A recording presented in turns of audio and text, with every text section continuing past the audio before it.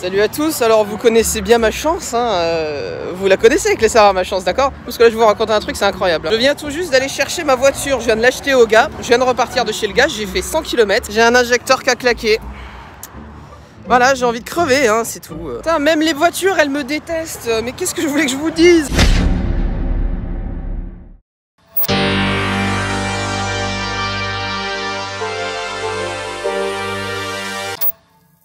Bonjour à tous et bienvenue sur cette nouvelle vidéo. Aujourd'hui, c'est l'histoire de ma malchance qui est perpétuée. Je vais rapidement vous remettre dans le contexte, hein. J'ai décidé d'acheter ma première voiture et j'ai trouvé une plutôt bonne annonce sur le bon coin de Polo 5 TDI en version 90 chevaux. Voiture propre, pas trop rincée, je me dis ouais allez go. Normal, je vais donc voir la voiture, je vais la tester et vraiment tout va bien. Je suis avec le gars, je fais un petit peu de route nationale, de ville, vraiment tout est nickel. Je me dis ok, tout va bien, je la prends. Je fais les papiers avec le gars, tout est en ordre et la voiture m'appartient désormais. Je suis pas tout à fait à côté de chez moi, du coup bah je dois prendre l'autoroute et tout va très bien pendant les 100 premiers kilomètres.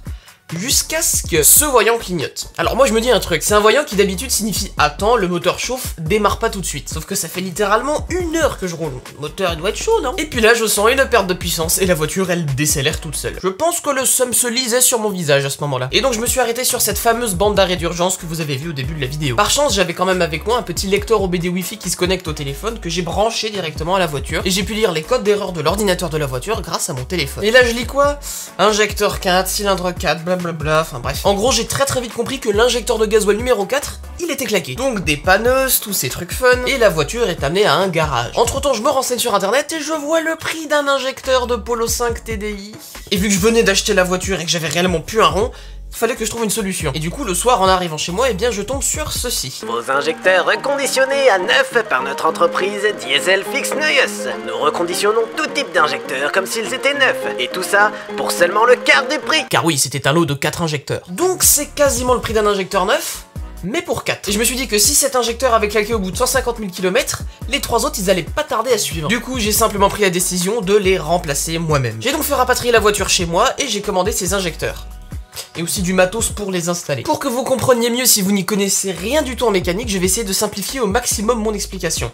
Du coup, pour créer un mouvement de rotation, un moteur de voiture, ça utilise un piston qui est relié à une bielle et à un vilebrequin, ce qui va transformer un mouvement linéaire en rotation. Et pour créer ce mouvement linéaire, on a donc notre piston qui bouge de haut en bas grâce à une combustion. Cette combustion, que je vais appeler explosion pour que vous compreniez mieux, est faite en dessus du piston et va tout simplement le repousser de manière ultra violente pour lui donner de la force. Le principe, c'est de créer une mini explosion au-dessus du piston pour créer le mouvement. Et ça, on le fait en apportant du carburant et de l'air. Juste au-dessus, nous avons des petites portes appelées soupapes qui s'ouvrent et qui se ferment pour laisser rentrer de l'air. Le piston va alors remonter et comprimer cet air pour que l'explosion soit encore plus forte. Puis une fois qu'il arrive en haut, un injecteur va injecter du gasoil et le mélange va exploser, ce qui va repousser le piston. Du coup, en gros, voici comment marche un moteur. On fait rentrer de l'air, on le comprime, on met du carburant à ce moment-là et paf, explosion, le piston est repoussé et nous avons donc créé un mouvement. Sauf que moi dans ma voiture, eh bien j'ai un moteur à 4 cylindres, donc 4 temps. Et un moteur comme celui-ci va alterner entre ces 4 cylindres pour produire un mouvement parfait. Sauf que moi j'ai un injecteur qui est pété, hein. Du coup quand les pistons ils se donnent leur lait, eh bien il y a un moment où il va y avoir un temps mort dans le fonctionnement du moteur parce que l'injecteur ne veut pas injecter. Ce qui fait que la voiture, eh bien elle perd énormément en puissance. Du coup ce que je vais essayer de faire, c'est de sortir les vieux injecteurs moi-même, de nettoyer les puits où reposent les anciens injecteurs, de mettre les nouveaux, sans tout casser. Petit disclaimer quand même, je suis ni garagiste ni mécano, je n'y connais pas grand chose dans le domaine et s'il y a des erreurs, c'est tout à fait normal. Donc ne venez pas forcément m'attaquer sur ma manière de faire dans les commentaires. Donc voilà, sur ce, nous allons remplacer ces injecteurs. Mais avant toute chose, petite page de publicité. Oui, il faut bien les payer les injecteurs, hein. Cette vidéo est sponsorisée par le logiciel ForYuki. ForYuki est un logiciel vous permettant de supprimer le code de vos appareils iOS. Il vous est peut-être déjà arrivé d'avoir un problème avec le code de votre appareil. Par exemple, moi avec cet iPhone, eh ben, j'ai un bug où je peux ni le déverrouiller, ni même le restaurer avec le mode DFU. C'est là que ForYuki va m'être utile. Je vais donc l'installer et je vais connecter mon iPhone à l'ordinateur. Après ça, il n'y a plus qu'à se faire guider. On met l'iPhone en mode restauration, on valide notre choix, et on laisse le logiciel faire. Puis, quelques minutes plus tard, regardez qui a enfin pu être réinitialisé. Donc, en gros, si vous avez des problèmes liés à un code sur votre iDevice, eh bien, n'hésitez pas à aller en apprendre plus grâce au lien qui se situe dans la description de la vidéo. En plus, en ce moment, pendant les soldes, ils font des réductions. Bon, là, la voiture, elle est devant chez moi, du coup, bah, on va devoir la rentrer. Bah, c'est parti. Ok. Allez. Point mort. Inch'Allah, tu fais pas trop de bruit. Oh la vache! Oh, le tracteur!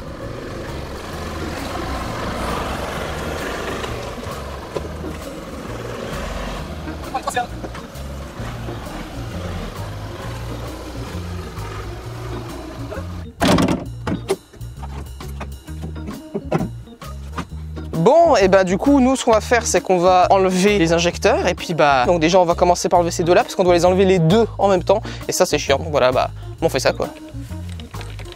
Hop là. Oui, c'est bon, nous sommes en sécurité. Oh bordel de merde, ça s'annonce bien. Pas du tout. Allez, donc on va commencer par enlever toutes les prises électriques. Alors il va me falloir un tournevis à mon avis. Et bien maintenant, durite de gasoil. Allez, c'est parti.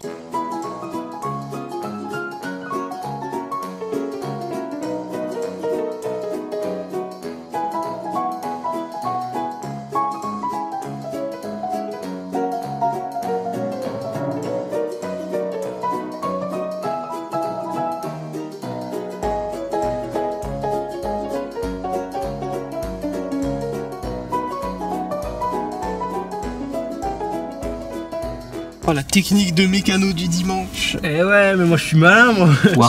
Foire pas. Putain, la vie c'est foiré, je crois. Putain de faisceau de câble de merde. Allez, on sort ça. Attends. On sort les durites de retour. Putain de durite de merde. Ah là, regarde. Ça y est, On va juste la remettre après, mais oui. on a un truc chiant en moins. Ouais. Et cette pièce, à tous les coups, elle coûte 150 €. Ah, chez Volkswagen, oui, tu peux en être sûr.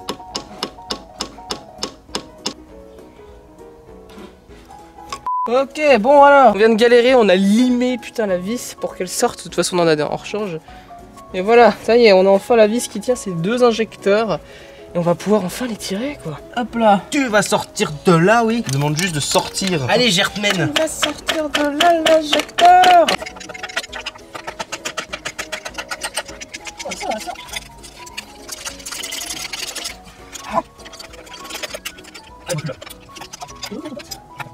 Oh, C'est bon.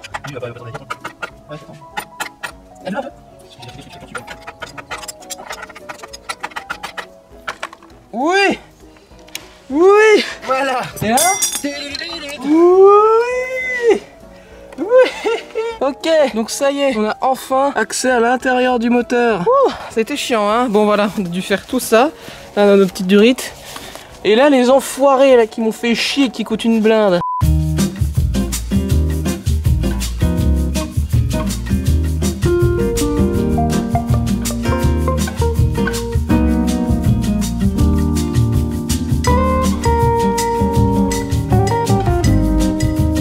Après avoir galéré pendant 28 ans à petit peu près, on est allé acheter ces trucs là du coup qui ne sont pas du Torx mais qui sont des embouts un petit peu spéciaux. Voilà, je vous mets la référence juste ici là, mais bref, on a dû aller acheter ça pour enfin pouvoir débloquer cette foutue vis là qui tient les deux injecteurs. C'est un putain d'enfer cette vis. Et oui, vous voyez qu'on l'a un petit peu limé. À la base on voulait servir d'une clé de 10, mais bon, enfin bref.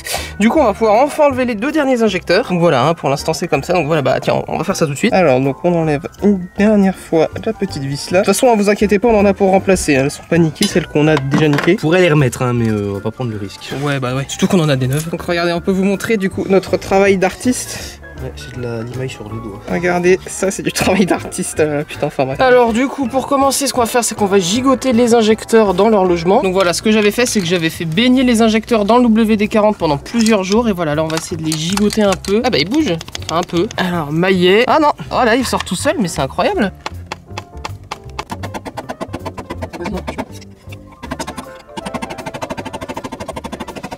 Putain, il veut pas bouger ce con d'injecteur. Je fais bouger toute la voiture. Putain. Oui.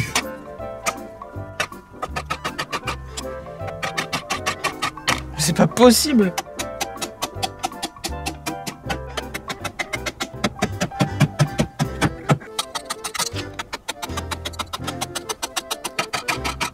C'est bon, on les a sortis. Enfin, c'est le grand moment. Oui. Allez, vas-y. La merde qu'il y a sur celui-là. Ah bah c'est pas étonnant, hein. Alors apparemment ça serait celui-là qui aurait pété. Je sais pas si vous voyez grand chose à la caméra, mais oh, il est... Ouah, il a une sale gueule, hein, lui. Voilà, donc on a les fautifs dehors. Et on a accès à la pistonnade là-dedans. Ouais, cool, bon bref. Voilà.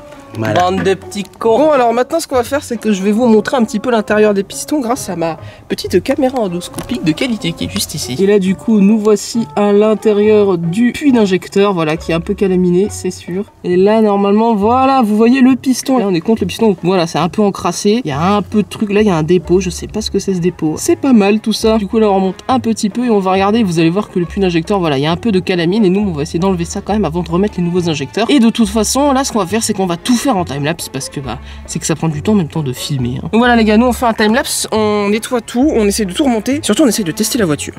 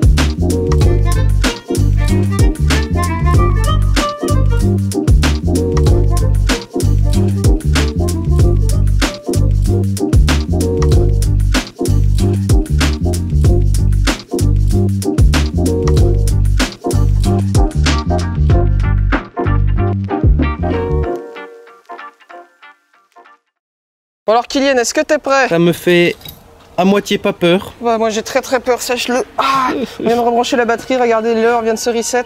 Ok, alors procédure, déjà ce que je vais faire c'est que je vais donner 2-3 coups de clé histoire qu'on ait un peu d'essence qui arrive. Ouais, T'es prêt? Allez, prends un coup de clé. Attends, je regarde. Je le refais? Ouais. Encore, vas-y. Troisième fois. Alors j'entends du truc venir dans le... Y a pas de fuite? Alors ça vient dans le filtre à gasoil, mais pour l'instant il n'y a pas l'air d'avoir de fuite. J'ai si peur. Allez, on est bon? Vas-y. Point mort.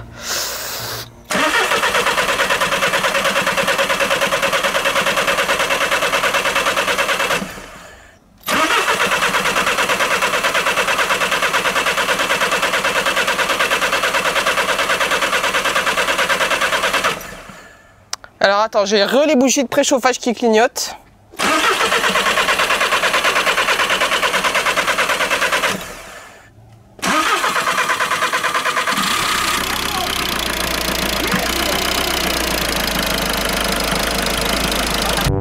Vous avez des jeux dangereux, vous? Oh là, elle est dedans, hein. On retente? T'as bien resserré tout? Ah là, j'ai tout resserré. Attends, faut des coups de pompe déjà. Bah écoute, ça n'a pas l'air de fuir pour l'instant. Alors 4, c'est bon. 3, c'est bon. Non, attends.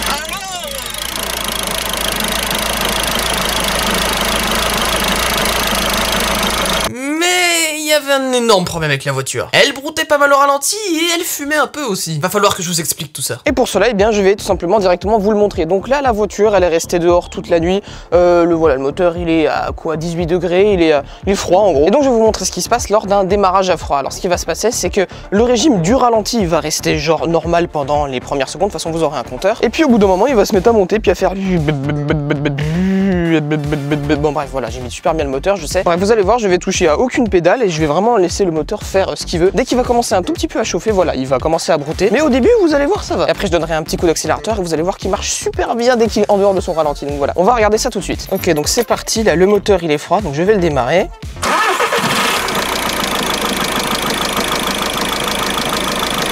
Là, vous voyez que le ralenti va bien. Là, il commence à brouter un peu.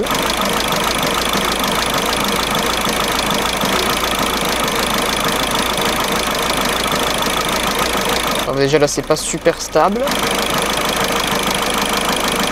Ah, là c'est bon. J'y touche à rien. Hein.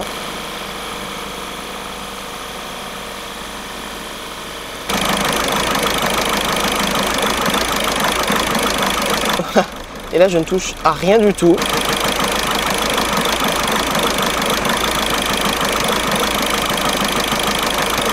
Ouais, je ne touche absolument à aucune pédale. Voilà, là les pédales sont relâchées et la voiture galère un peu. Et ça va mieux qu'avant, parce que avant vraiment, genre l'aiguille elle allait un peu au-dessus de 1 et elle revenait dès qu'il y avait un peu de broutage. Là ça va mieux déjà.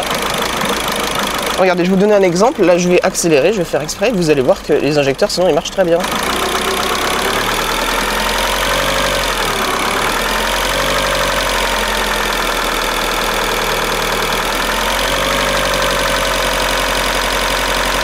Genre zéro problème. Et là, dès que je relâche, voilà, je touche plus aux pédales.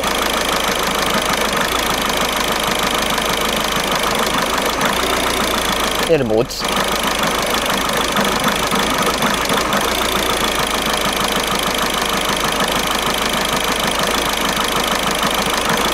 Alors que vraiment, genre, quand elle est froide, ça va à peu près. Et dès qu'elle commence un tout petit peu à chauffer, bah voilà, c'est un petit peu le problème. Bon, du coup, je vais l'arrêter là, on va arrêter le massacre. Hein. Mes amis, je crois que j'ai la solution. Non, sans déconner, hein, je crois que j'ai trouvé le truc parfait pour régler ce problème de broutage. Là, on est quelques jours après et j'ai pas mal cherché sur le net et je sens aussi que vous m'avez déjà écrit en commentaire, hein, ceux qui n'ont pas attendu la fin de la vidéo. Je vais effectivement essayer de reprogrammer mes injecteurs. Alors, qu'est-ce que j'entends par reprogrammer mes injecteurs? Bah, vous allez vite comprendre, on l'a déjà vu avant, mais dans une voiture, il y a une entrée d'air, il y a un piston qui arrive comme ça, paf, ça compresse l'air, t'as un injecteur qui injecte du gasoil et hop là, ça fait une petite combustion et ouf, ça repousse le piston. On a vu comment ça faisait du mouvement, mais du coup, cet injecteur injecteurs là, c'est tous les trucs qu'on a remplacés, c'est ce qui injecte le carburant. Cette chose là finalement, même quand elle sort d'usine, elle n'est pas parfaite. Il y a toujours des petits défauts parce que je vous rappelle quand même qu'on est sur une précision incroyable avec des injecteurs diesel. Sur ma voiture, ça injecte à plus de 1600 bars, hein, pour vous donner un ordre d'idée, hein, dans vos pneus de voiture, il y a 3 bars seulement d'air. Donc là, quand ça injecte à 1600 bars, ça te défonce tout. Attendez, je vais, voilà. Et le fait est que quand un Bosch ou un Siemens ou ce que vous voulez, eh bien, il crée des injecteurs en usine, quand il les fabrique, ces injecteurs ne sont pas parfaits. Si vous voulez, c'est tellement un truc avec une mécanique de précision, d'ailleurs c'est pour ça que ça coûte aussi cher neuf. C'est un truc ultra précis et où la moindre variation va tout simplement tout changer. Et eux-mêmes, les constructeurs, ils arrivent pas à faire à chaque fois des injecteurs pile poil parfaits. Du coup, la technique qu'ils ont trouvée, c'est tout simplement de, une fois qu'ils ont produit les injecteurs, ils les foutent sur une sorte de banc de test, hein, voilà à quoi ça ressemble. Je vais énormément simplifier ici, mais en gros, ils testent le délai quand il y a du spray de gasoil, ils testent si l'injecteur il a un temps de réponse, s'il reste trop ouvert, enfin bref, ils testent plein de petits paramètres comme ça qui sont super importants pour la combustion du moteur. Et après, ce qu'ils vont faire, c'est qu'ils vont le comparer à l'injecteur parfait. En gros, voilà, ils ont un injecteur en or comme ça, où toutes les valeurs elles sont à 0, genre tout est parfait. Et en gros, ils vont comparer l'injecteur qu'ils viennent de produire, qui vient de sortir à l'usine, avec cet injecteur parfait, et ils vont en ressortir des valeurs. Je vais oversimplifier à nouveau, hein, mais imaginons notre nouvel injecteur là qui vient de sortir des usines, et bien il envoie 1 gramme de gasoil à chaque fois en trop. Et bien le banc de test il va s'en rendre compte et il va se dire bah voilà, celui-là il fait 1 gramme de plus que l'injecteur de référence, l'injecteur en or. Et ce qu'il va faire, c'est qu'il va avec un algorithme calculer tout simplement une valeur. Il va sortir une sorte de code, donc dans ma voiture c'est 6 caractères, et ces 6 caractères qui utilisent les chiffres et les lettres, et bien ils vont correspondre à cette espèce de décalage qu'a l'injecteur. C'est-à-dire qu'en gros c'est une valeur qui va dire voilà, cet injecteur il injecte tant comparé à l'injecteur de référence. Et ça va être super utile parce que rappelez-vous, ça doit être super précis une combustion dans un moteur. Et bien ce qu'on va faire, c'est qu'on va venir prendre cette petite valeur qui représente du coup le décalage de l'injecteur, on va venir l'entrer dans le calculateur du moteur. Et le calculateur du moteur, ce qu'il va faire, c'est qu'il va tout simplement compenser cette valeur. En gros, ce qu'il va se dire, c'est que ok, avec cette valeur, je sais que l'injecteur, eh bien il injecte 1 gramme de trop à chaque fois. Donc ce que je vais faire, c'est que je vais envoyer 1 gramme de moins. Et du coup, grâce à cette valeur, le calculateur va compenser les défauts de l'injecteur et les combustions seront parfaites. Et c'est pour ça que c'est super important, parce que là actuellement ce qui se passe, c'est que moi j'ai mis les nouveaux injecteurs, mais dans le calculateur moteur, j'ai toujours les codes des anciens injecteurs qui sont fatalement différents des nouveaux. Et du coup, c'est pour ça que la voiture, eh bien elle galère énormément. Là, j'ai fait à peu près 16 km avec et je me rends compte que en fait la combustion est beaucoup trop riche. Genre le moteur galère et surtout dès que j'accélère, il y a une fumée derrière. Voilà, c'est pas ouf. Du coup, je vais arrêter de rouler comme ça et surtout, j'ai acheté un truc pour tout simplement reprogrammer mon calculateur moteur pour mettre les bonnes valeurs d'injecteur. Et ce truc, c'est le sacro-saint Vacom. Le Vacom, là je vais oversimplifier, désolé les garagistes, c'est tout simplement un bus de communication spécifique pour les marques du groupe VAG. Donc par là, vous avez Volkswagen, Audi, Seat, Skoda, bref, vous les connaissez. Et c'est juste un truc ultra complet puisque c'est littéralement une valise de garagiste. C'est-à-dire qu'avec ce protocole Vacom, eh ben, vous pouvez faire tellement de choses, c'est insane. Vous pouvez lire par exemple des codes d'erreur beaucoup plus précis que par OBD et vous pouvez aussi bien reprogrammer votre calculateur moteur. Et c'est ce qu'on va faire aujourd'hui. Alors disclaimer, hein, attention, c'est assez dangereux de faire ça. Je vous le dis, hein, mais si vous voulez faire ça, vous pouvez risquer de rentrer une mauvaise valeur et de tout casser, vraiment. Donc il faut faire super attention, je ne vous encourage pas à le faire tout simplement. Moi c'est juste que j'ai appelé un garagiste, il m'a dit que ça me coûterait 80 € que lui il le fasse, alors que je peux le faire moi-même pour moins cher, donc ouais, je vais essayer de le faire. Donc avant toute chose qu'il faut faire, c'est savoir quelles sont les valeurs des anciens injecteurs et des nouveaux injecteurs. Pour ça, je vais vous montrer une petite astuce. Donc vous ouvrez votre capot, hop, voilà, et là vous regardez directement sur vos injecteurs. Donc ça c'est les nouveaux qu'on vient de mettre, hein. Dans mon cas, avec le moteur CAYB de Volkswagen, les valeurs sont juste ici. Vous voyez les 6 petits chiffres ici, et bien ce sont les nouvelles valeurs des injecteurs. Déjà, ce qu'il va falloir que je fasse, c'est que j'ai une photo de l'ancienne configuration avec les anciens injecteurs. Et ce que je vais faire, c'est qu'il va être impératif de savoir quel est le numéro des cylindres. Alors moi, je pense très fortement que c'est 1, 2, 3, 4, mais il faut faire attention parce que j'ai vu sur internet que dans certaines configurations, ça peut être 1, 2, 3, 4 comme ça. Donc tout ce que je vais faire aujourd'hui, ça s'applique uniquement au groupe VAG avec le moteur KIB. Mais ce qu'on peut voir du coup, c'est qu'on a les valeurs sur chaque injecteur. Cependant, je ne vais pas prendre ces valeurs puisque je vous rappelle, ces injecteurs, ils viennent d'être réusinés. Donc c'est-à-dire qu'ils ont été complètement démontés, ils ont été complètement refaits. Et du coup, forcément, eh bien, ils sont un petit peu différents et du coup, ces codes ne sont plus valides. Et heureusement pour moi, eh bien, j'ai bien l'impression que les gars qui les ont refaits, eh bien, ils ont mis les codes juste ici sur cette étiquette jaune. Voilà, c'est ça sur chaque injecteur et du coup, j'ai ces codes. Alors, je sais pas du coup si c'est vraiment les nouveaux codes, mais j'en suis quasiment sûr. Pourquoi? Parce que ce code est assez proche de la valeur originale de l'injecteur. En gros, quand on regarde là, par exemple, il commence par un 9 et si on regarde sur le label, eh bien, ça commence aussi par un 9. Donc, on sait que les valeurs sont assez proches. Simplement, après leur réusinage, eh bien, ils ont été entre guillemets corrigés avec ces nouvelles valeurs en jaune. Donc, je vais tout simplement essayer de rentrer ces trucs-là. Donc, les valeurs, ça diffère vraiment. Par exemple, sur ce moteur diesel, j'ai 6 caractères, mais il peut y avoir 7, 8, ça dépend vraiment du moteur. Pour les moteurs essence, vous avez des chaînes de 30 caractères aussi des fois. Enfin voilà, ça diffère complètement. Moi, je sais que voilà, c'est ces caractères-là. Et du coup, comment je vais savoir, eh bien, quel est l'injecteur 1, 2, 3, 4? Eh bien, c'est tout simple. Là, ce que je vais faire, c'est que je vais lire ce qu'il y a actuellement dans le calculateur moteur. Je vais regarder ce que la voiture appelle cylindre 1 et je vais regarder le code qu'il y a déjà de présent. Si je regarde les anciens injecteurs sur la photo et que je vois que c'est le code de celui-là, eh bien, je saurai que c'est celui-là. Je sais pas si c'est bien clair, mais vous allez comprendre. Donc, ce que je vais faire, c'est que je vais prendre mon ordinateur sous Windows. Je vais prendre mon câble Vacom et je vais le brancher à l'ordi déjà. Ensuite, une fois qu'il s'allume, eh bien je vais le brancher au port OBD de la voiture. Vous voyez pas, mais voilà, c'est branché. Et maintenant je vais pouvoir démarrer VCDS. Et là du coup ce qu'on va pouvoir faire, c'est par exemple, je vais commencer par un auto-scan et je vais littéralement scanner tous les codes d'erreur de la voiture. Alors pour ça, bien évidemment, il faut mettre le contact, mais pas démarrer le moteur. Donc je vais juste mettre le contact. Voilà, je viens de mettre le contact, on est bon. Maintenant je vais faire auto-scan. En gros, ce qui va se passer, c'est qu'il va me donner une liste de tous les codes qu'il trouve. Et si c'est en rouge, c'est qu'il y a un petit souci. Et c'est vrai que par exemple, moi j'ai fait ce test juste avant avec ce truc OBD à la con là que j'ai trouvé sur Amazon. Il m'a trouvé 0 code. Mais quand je vous dis 0, c'est rien du tout. Oh putain, mon record avait freeze, désolé. Donc voilà, là il est en train d'interroger tous les calculateurs un par un. Ça peut être assez long, ça dépend de la voiture. Hein. Ok, donc mon scan est terminé et ABS Brake Status Malfunction. Donc là normalement si je fais un double clic dessus, j'ai plus d'infos. Il interroge le contrôleur de l'ABS. Donc j'ai un petit souci avec l'ABS apparemment.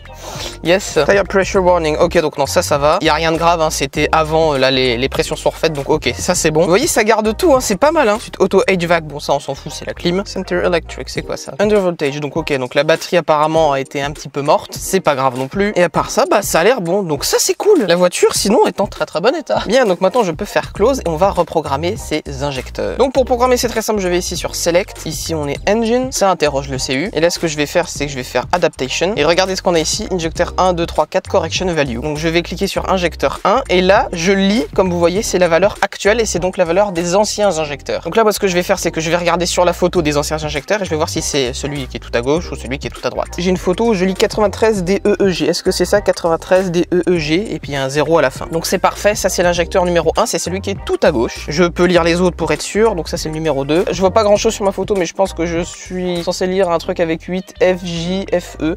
Oui, c'est ça. Comme je vois, à chaque fois à la fin il y a un 0, donc je pense que je vais devoir le laisser quand je vais devoir coder la prochaine valeur. On regarde le 3 quand même. Je suis censé avoir 8D, 9D, EG. 8D, 9D, EG. J'ai bien ça sur le numéro 3. Et enfin le quatrième qui avait un problème, BAJFJM0, BAJFJM. Parfait. Donc on a bien, comme je vous l'ai dit, c'est-à-dire quand vous êtes en face de votre capot avec le pare-choc contre vous, vous avez 1, 2, 3, 4 dans l'ordre de lecture, comme si vous liriez une feuille par exemple. Uniquement sur mon moteur CYB, je ne prends pas la responsabilité, attention. Du coup ce qu'on va faire c'est qu'on va coder les nouveaux injecteurs. Donc là ça va être très simple, on va faire injecteur 1 et je vais regarder les codes que m'ont mis l'usine. Donc le premier, moi c'est 6D-H9AB, donc je le rentre ici, sans me gourer, surtout un 6D-H9AB. J'oublie pas le 0 quand même, on sait jamais. Donc c'est bien injecteur 1, on est bon, je fais do it, j'encode. All value, new value, pour moi ça m'a l'air bon, je fais replace. Et là, Security Access Required. Ça peut être le problème avec ces voitures. Mais ça, normalement, c'est pas trop un problème. Je vais faire Go Back, faire Security Access ici. Et là, comme vous voyez, le logiciel me donne la clé directement. Oui, c'est un petit peu débile. Donc c'est 27971. Et voilà. C'est un peu, ouais, c'est un peu con. Bref, faut qu'on retourne dans Adaptation. On fait injecteur 1. Et là, du coup, je remets ma valeur. Je vérifie quand même. C'est bien 6D-H9AB. Ouais, 6D-H9AB. On se gourre pas à cette table-là. Hein. Là, je fais Do It. Est-ce que je remplace? Oui. Et c'est bon, c'est accepté. Donc maintenant, je fais OK. Et ça a l'air bon. Maintenant, je vais faire les 3 autres. Injecteur 2. Pour le troisième, j'ai bien B2GJJJ0. Je le remplace. C'est parti. Et maintenant, numéro 4. 9ADEFH0. Pareil, je remplace. Et c'est bon. Normalement, j'ai codé mes injecteurs. J'ai extrêmement peur de redémarrer la voiture, sachez-le. J'espère qu'elle va pas me péter entre les mains. Et là, je crois qu'on est bon. Donc, on va faire Exit VCDS. Et c'est parti pour démarrer. Donc, je débranche mon petit Vacom. Et là, c'est le grand moment. Je vais quand même couper comme ça le contact et le laisser un petit peu respirer. On est bien au point mort. Donc, c'est parti, les gars. C'est le grand moment. Allez. Ok. La voiture tourne. Est-ce qu'au bout de 2 minutes, ça va nous refaire le problème? Déjà, je ne l'ai pas encore cassé. J'écoute attentivement. A few inches later. Eh les gars, je commence à vraiment y croire là. J'ai pas de glouglou. Et regardez, ça va faire bientôt 2 minutes que j'ai lancé la voiture. Vous vous souvenez la vidéo là que j'ai montré juste avant, au bout de 2 minutes, ça a brouté complètement là. Putain! Vraiment? On en est là? Genre, on en est vraiment là? Genre, je l'ai réparé comme ça? Mon petit KIB là? Oh putain, c'est incroyable. Je suis un programmeur, je suis un garagiste, je ne veux rien entendre. Pour une fois, c'est pas pété, les gars. J'en ai rien à foutre. Il tourne trop bien, ce con. Oh là là, c'est fou. Oh, c'est fou. Ah, je vais partir faire un tour directement, les gars. Là, j'y vais tout de suite. Bon, les gars, ça y est, là, je viens de partir. Alors bon voilà, j'ai pris un peu de temps, hein, vous voyez peut-être l'heure. Donc j'ai une GoPro qui est pas ouf, hein, je sais pas ce que ça donne, c'est vraiment attaché à l'arrache. Regardez, peut-être vous voyez dans le rétro, c'est ridicule comment c'est attaché, mais enfin bref. La voiture tourne super bien. Honnêtement, je suis mais heureux comme je ne sais pas quoi. L'idle est parfait, il y a genre zéro problème. En plus, il fait beau, voilà, tout va bien. Voilà, je suis super content. Donc voilà, j'ai fait 9 km. Je sais pas si vous allez arriver à voir ça ici, mais bref, voilà, c'est très sympa. Là, en plus, là, je suis en ville. La voiture tourne super bien. Voilà, j'ai pas grand chose à vous dire. Je suis parti faire un petit tour pour la tester et pas d'odeur bizarre, pas de comportement bizarre. Comment dire, mon économie de carburant est revenue à la normale. Donc voilà, ça prouve bien que c'était ces histoires d'injecteurs à la con. Et voilà, je suis extrêmement content d'avoir réglé ça, les gars. Donc voilà, merci à tous ceux qui m'ont aidé. Merci aussi aux glands qui m'ont indiqué des solutions à la con dans mes stories et tout en commentaire. Enfin bref, des fois vous m'avez dit des trucs, les gars. C'était un petit peu abracadabrantesque. Ah, et pour ceux qui veulent savoir, voici comment elle tourne après 14 km et après la réparation. Nickel. Donc, eh bien les gars, si cette vidéo vous a plu, si vous voulez en voir d'autres, eh bien n'hésitez pas à me le faire savoir dans les commentaires. Voilà, c'était une petite vidéo test. Je sais vraiment pas ce que ça va donner. Voilà, je sais même pas quoi vous dire. Donc voilà, si ça vous a plu, eh bien n'hésitez pas les gars à me le mettre en commentaire. Moi, je suis très heureux et je vous dis salut à tous et à la prochaine. Allez, salut les amis.